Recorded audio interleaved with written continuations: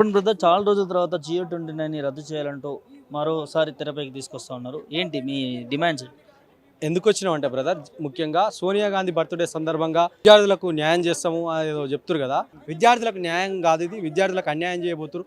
సోనియా గాంధీ అమ్మ మంచిదే, సోనియా గాంధీ వల్లనే తెలంగాణ వచ్చింది.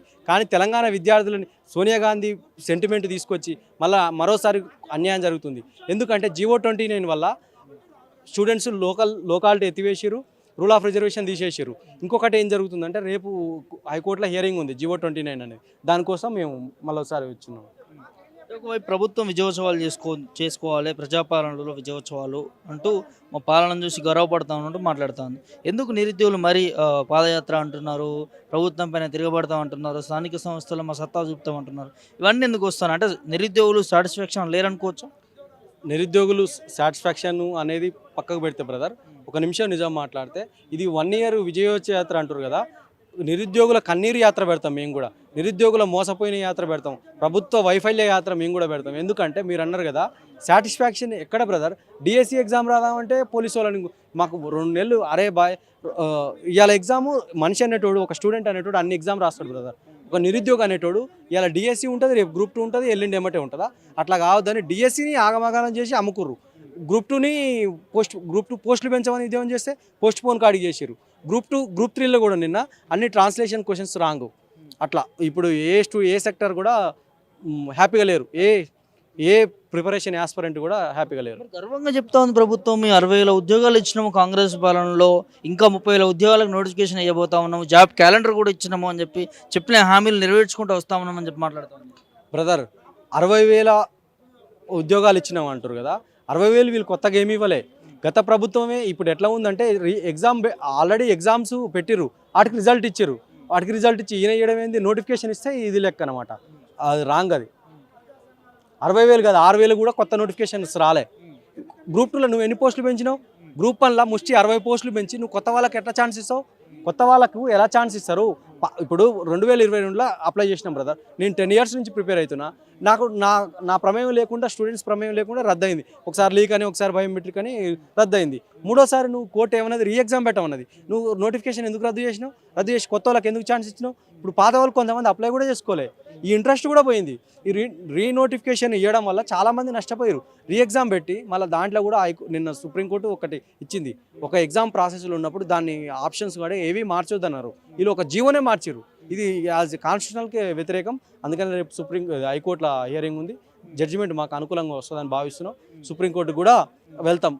ఏంది బ్రదర్, గవర్నమెంట్ ఏర్పడిన కాంచి కూడా ఇప్పటి వరకు కూడా ఈ ధర్నాలు, నిరసనలు, ప్రభుత్వం మమ్మల్ని పట్టించుకోవాలి, మాతో మాట్లాడాలి అని చెప్పి ఇవే జరుగుతూ ఉన్నాయి తప్ప మీకు ఎక్కడ ప్రశాంతమైన వాతావరణం లేదనుకో. ఒకటి బ్రదర్, ఒక పెద్ద తత్వవేత్త ఏమంటాడంటే, ఒక వ్యక్తికి ఎంత బాధ ఉన్నా కూడా పరిష్కారం కాకపోయినా అవతలోడు వినేటోడు ఉంటే చాలా అనుకుంటాడంట.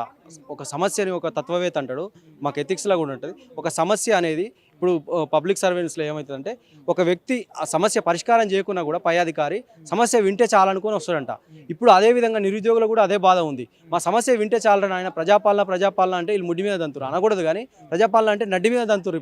ఇప్పుడు యాజ్ ఏ విద్యార్థులని నడ్డి మీద దంతురు. ఇప్పుడు విద్యార్థుల యొక్క భవిష్యత్తు ఏమవుతుందంటే, మీ వింటాం అంటే తంతురుగా వింటారని పట్టించుకుంటారనే. రేవంత్ రెడ్డి నిరుద్యోగులను పట్టించుకుంటలేరా? అదే నన్ను చెప్పి పట్టించుకోవడం కాదు, ఇగ్నోర్ చేస్తుండు. ఏంటంటే తొక్కేస్తుడు. పట్టించుకోవడం వేరు. ఇప్పుడు స్టూడెంట్స్ వల్లనే ప్రజాపాలన వచ్చింది. ప్రజా గవర్నమెంట్ అని చెప్పుకుంటారు కదా, గవర్నమెంట్ని మార్చారు. మరి నువ్వు స్టూడెంట్స్ని ఇగ్నోర్ చేస్తే వీళ్ళ కోరికలు ఎవరు నెరవేరుస్తారు అని వీళ్ళని తొక్కి పడేస్తుండు. పట్టించుకోవడం కాదు, అణచివేస్తుండు. ఎట్లా ఇగ్నోర్ చేస్తుందంట బ్రో? ఇప్పుడు నేను చెప్పినట్టు ఇంతకుముందు 60,000 ఉద్యోగాలు ఇచ్చినామని చెప్తా ఉన్నారు, ఇంకా ఉద్యోగ నోటిఫికేషన్ ఇస్తా అని చెప్తా ఉన్నారు, జాబ్ క్యాలెండర్ ఇచ్చినామని చెప్తా ఉన్నారు. ఇంకా ప్రాసెస్లో ఉంది కదా, సంవత్సరమే అయింది కదా ప్రభుత్వం వచ్చి కూడా.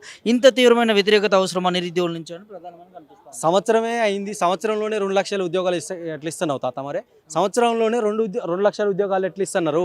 మరి ప్రజాపాలన 2 సంవత్సరాల్లో 6 గ్యారంటీలు అన్నావు, ఒక సంవత్సరంలోనే 2 లక్షలు అంటే స్టూడెంట్స్ నమ్మిరు కదా, నమ్మబట్టే కదా మీకు అవకాశం ఇచ్చింది.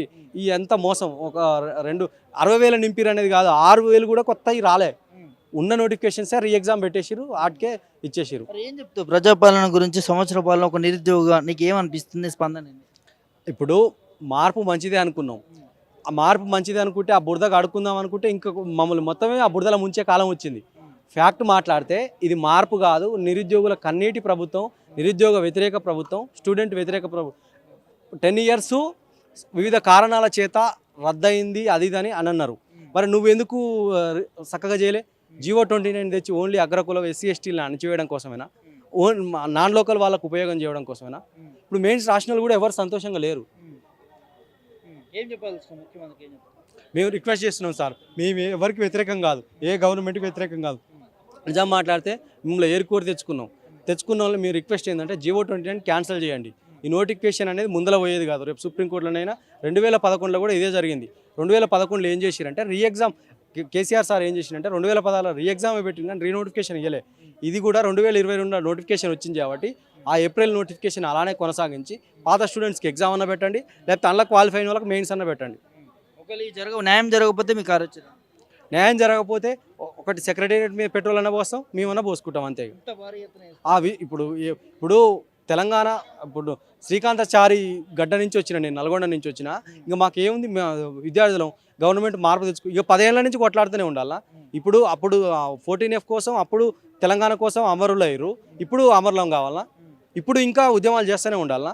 అంటే తెలంగాణ వచ్చి 10-11 సంవత్సరాలు అవుతున్నా ఇంకా అమరులు కావాల్సింది అంటారు. ఇక వీళ్ళ రాజ్యం ఎప్పుడైనా బలిగోరుతుంది. ఇప్పుడు ముఖ్యంగా ఈ రేవంత్ రెడ్డి గారికి ఒకటే సార్ మీకు విజ్ఞప్తి ఏం చేస్తున్నామంటే, స్టూడెంట్కి నేను తెలంగాణ అమరవీరుల సాక్షిగా చెప్తున్నా, ఇది జీవో 29 అనేది ముఖ్యంగా ఎస్సీ ఎస్టీ బీసీలకు అన్యాయం.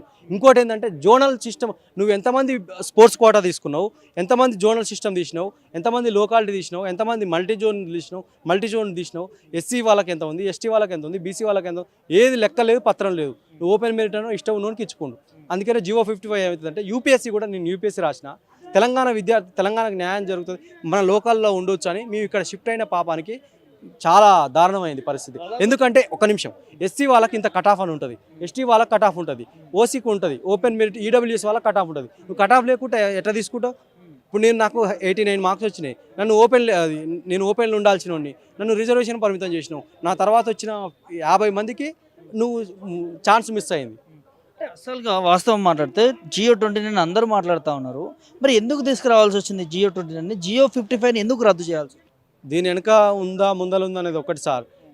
తెలంగాణ ఇక్కడ ఏం జరిగిందంటే ఆంధ్ర వలసవాద పెత్తనం అయితే నడుస్తుంది, రేవంత్ పాలన జరుగుతుంది. ఎట్లా అంటే నాకు 79 వచ్చినాయి, మా ఫ్రెండ్కి ఒకనికి 56 వచ్చినాయి, ఆంధ్ర వ్యక్తికి.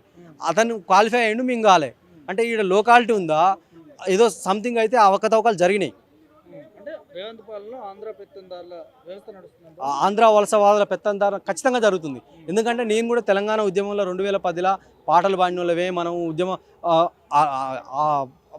ప్రేమతో చెప్తున్నా. నేను యూపీఎస్సీకి వెళ్తే ఈ పాటికి ఏదో ఒక పోస్ట్లో ఉండేటోని. నేను అరే గ్రూప్ 1 రాసుకొని ఇక్కడ ఉండొచ్చు అని ఇక్కడికి షిఫ్ట్ అయిన పాపానికి అసలు తెలంగాణ ఇక్కడే ఒకటి బ్రదర్, జీవో 29 క్లియర్గా Telangana are you belongs to Telangana అనే స్టేట్మెంట్ ఉంటుంది. జీవో 55 అయితే రూల్ ఆఫ్ రిజర్వేషన్ ఉంటుంది. జీవో 29 ఏంటంటే నువ్వు పాకిస్తాన్ వాడైనా వచ్చి రాయొచ్చు, పంజాబ్ వాడైనా వచ్చి రాయొచ్చు, ఆంధ్రోడైనా వచ్చి రాయొచ్చు. అట్లా అందువల్ల మళ్ళీ ఇంకోటి రూల్ ఆఫ్ రిజర్వేషన్ లేదు. నువ్వు స్పోర్ట్స్ కోట ఎంతమంది ఉంది, రేపు ఎగ్జామ్ అన్నాక ఇస్తారా సార్ స్పోర్ట్స్ కోట వాళ్ళకి? రేపు ఎగ్జామ్ అన్నాక నాకు స్పోర్ట్స్ కోట నన్ను తీసుకోలేదంటే మళ్ళీ వాళ్ళకి ఛాన్స్ ఇచ్చింది. అంటే నువ్వు కోర్టుకు పోను కీలే కదా, అంటే ఇది జరిగినట్టే కదా. స్పోర్ట్స్ కోటాలు ఎట్లున్నాయి, వికలాంగులకు ఫిజికల్ హ్యాండిక్యాప్డ్ వాళ్ళకి ఎంత ఉంది, ఎస్సీ వాళ్ళకి ఎంత ఉంది, ఎస్టీ వాళ్ళకి ఎంత ఉంది, ఓపెన్ ఎంత ఉంది, ఈడబ్ల్యూఎస్ ఎంత ఉంది, ఈడబ్ల్యూఎస్ కూడా ఎకనామిక్ ఈడబ్ల్యూఎస్ కూడా నువ్వు ఉన్న టోటల్ 50 తీసేసి 50లోకి వెళ్ళి 5% తీయాలి. నువ్వేం తీసినావు, ఉన్న 100లో 10 తీసేసినావు, ఉన్నదే 8%. అట్లా ఇదంతా చూస్తే తెలంగాణ బిడ్డలకి అన్యాయం జరుగుతుంది అనుకోవచ్చు. అన్యాయం జరిగిందని అనుకోవచ్చే నేను సార్, అన్యాయం జరిగిందనే కదా వీడికి వచ్చింది.